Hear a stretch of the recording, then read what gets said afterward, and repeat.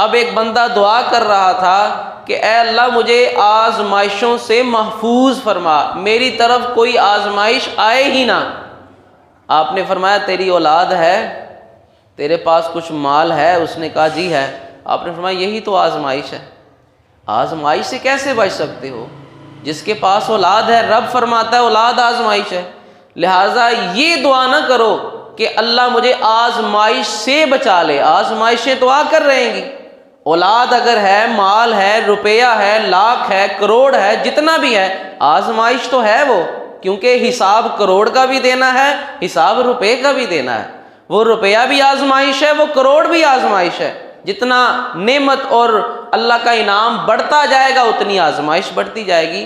آپ نے فرمایا آزمائش سے تو کوئی بندہ نکل ہی نہیں سکتا، ہر بندے کو آزمائش لازماً آتی ہے۔ ہاں، اللہ کی بارگاہ میں یہ دعا کرو اے اللہ مجھے ان آزمائشوں میں پورا اترنے کی توفیق عطا فرما۔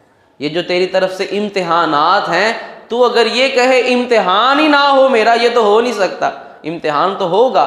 اللہ سے یہ دعا کر کہ رب تعالیٰ مجھے ہر آزمائش، ہر امتحان میں کامیابی عطا فرمائے۔ جو اولاد دی ہے رب تعالیٰ اس کی اچھی تربیت کی توفیق دے، اس کو حلال کھلانے کی توفیق دے۔ یہ نہ ہو اس اولاد کی محبت میں اس رب کا نافرمان ہو جائے، حلال حرام کی تمیز بھول جائے، پھر یہ اولاد ایسی آزمائش ہوگی جو قیامت کے دن بندے کے گلے کا پھندا بن جائے گی۔ جس کو بڑی دعائیں کر کر کے مانگا ہے، یہی اولاد کل کو جہنم میں جانے کا سبب ہو جائے گی، کیونکہ اسی اولاد کی وجہ سے اپنے رب کی نافرمانی کرتا رہا۔ تو اللہ والے ہمیں انہوں نے جو بھی چیزیں بتائی ہیں دنیاوی آزمائش میں، صبر کے حوالے سے ہوں، کسی بھی حوالے سے ہوں، تو حضور غوث پاک رحمۃ اللہ علیہ آپ کے چند مقالات، چونکہ وہ اس مقام پر تھے، اور آپ خود ارشاد فرماتے ہیں طلبت العلم حتی صرت کتبا ونلت السعد من مولا الموالی۔ یہ قصیدہ غوثیہ ہے، اس کے اشعار ہیں۔ آپ فرماتے ہیں طلبت العلم حتی صرت کتبا، میں علم حاصل کرتا رہا یہاں تک کہ اللہ نے مجھے کتب بنا دیا۔ یہ بعض لوگ دینی مسائل جن کو پتہ نہیں ہوتا اور وہ کسی مسند پر بیٹھ کر لوگوں کی ہدایت شروع کر دیتے ہیں، لوگوں کی رہنمائی شروع کر دیتے ہیں۔ آپ فرماتے ہیں مجھے اگر کتبیت ملی ہے تو علم حاصل کر کے ملی ہے، راہ جاتے ہوئے اللہ نے مجھے کوئی مقام نہیں دیا، میں نے بڑا عرصہ علم حاصل کرنے میں گزارا ہے۔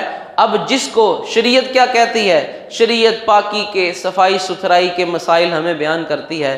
اب ایک بندہ جس کو صفائی ستھرائی کا نہ پتا ہو، بال اس نے ایسے رکھے ہوں، سر کے بال ایسے ہوں، بیچارہ کبھی نہایا نہ ہو، اور وہ لوگوں کو کہے آؤ میں تمہیں اللہ تک پہنچاتا ہوں، بھئی سب سے پہلا جو قدم معرفت اور حقیقت کا ہے وہ تو شریعت ہے۔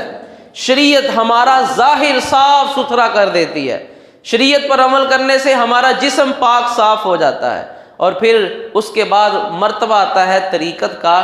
تو حضور سیدنا خواجہ معین الدین چشتی اجمیری رحمۃ اللہ علیہ، آپ کا وہ جملہ میں اکثر کوٹ کرتا ہوں کہ آپ فرماتے ہیں کہ جو بندہ شریعت پر چلے بغیر اگر وہ یہ دعویٰ کرے کہ میں طریقت پر پہنچ گیا ہوں، وہ بندہ جھوٹا ہے۔ حتیٰ کہ فرض تو بڑے دور کی بات ہے، اگر کوئی بندہ حضور کی سنتیں بھی چھوڑتا ہو، فرض ادا کرتا ہے، فرض پورے کرتا ہے، لیکن حضور کی سنتیں چھوڑتا ہے، وہ پھر بھی طریقت تک کبھی نہیں پہنچ سکتا جس کی شریعت ہی کامل نہیں ہے۔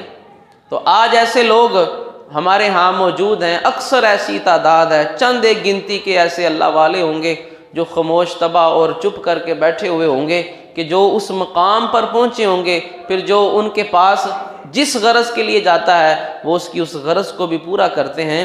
تو حضور غوث پاک رحمۃ اللہ تعالی علیہ چونکہ ولایت میں آپ کا مقام سب سے عرفہ و اعلیٰ ہے، اور رب تعالیٰ نے اولیاء میں خاص مقام آپ کو عطا فرمایا، تو آپ کی نصیحتیں بھی دنیاوی لحاظ سے بھی ہمارے لیے فائدہ مند ہوں گی، لیکن یہ اصل نصیحتیں ہمارے لیے اس لیے انہوں نے بیان کی تاکہ ہم بھی اللہ کا قرب حاصل کریں۔